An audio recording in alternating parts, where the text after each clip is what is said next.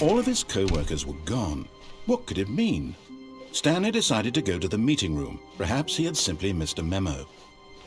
The confusion and the chaos all seemed to melt away as Stanley embraced the bucket.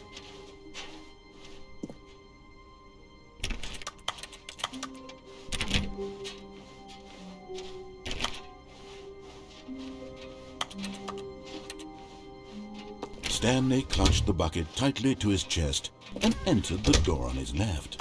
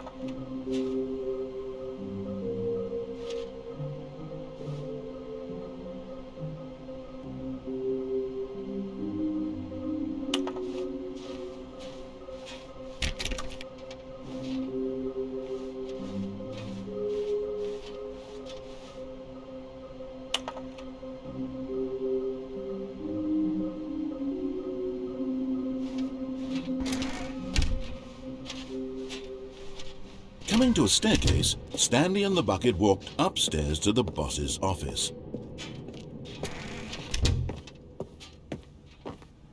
Stepping into his manager's office, Stanley was once again stunned to discover not an indication of any human life. But Stanley guessed the correct code by sheer luck. Was it that the bucket knew all along? Was the bucket guiding him? Yes, this is certainly the most logical explanation.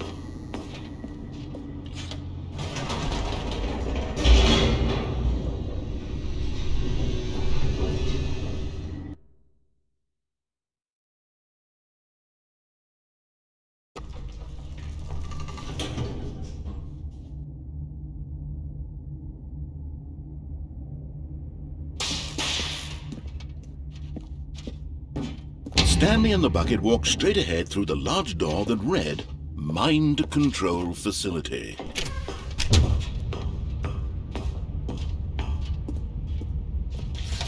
The lights rose on an enormous room packed with television screens.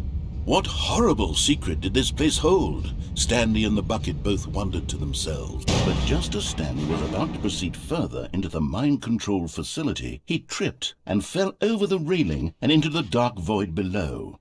Thankfully, he fell directly onto the bucket, which safely cushioned his fall. Now, what to do next? Stanley wondered.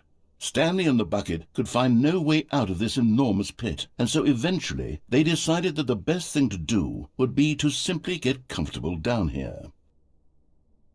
So they set up a little couch and relaxed. It really wasn't so bad down here, a bit cold perhaps.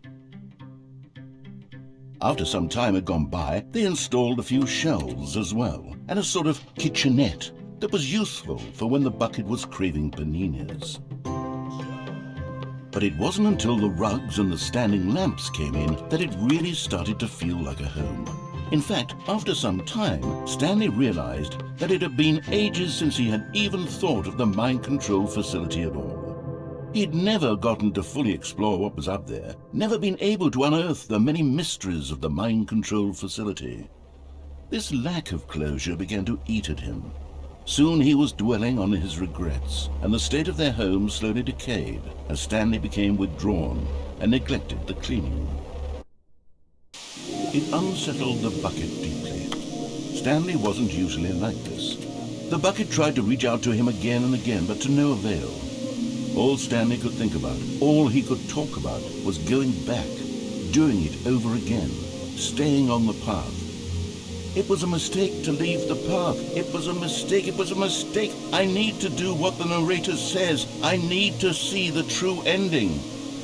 This made no sense at all to the bucket, which was simply trying to live its life down here as comfortably as possible. Yet Stanley was unconsolable. This isn't an ending. This is just a hole in the ground. The bucket sighed. True, it wasn't an ending. But it's where we happen to be. And maybe, possibly, if we accept the reality of things, maybe this will become an ending eventually. It's what the bucket was counting on. The two of them waited for a very long time.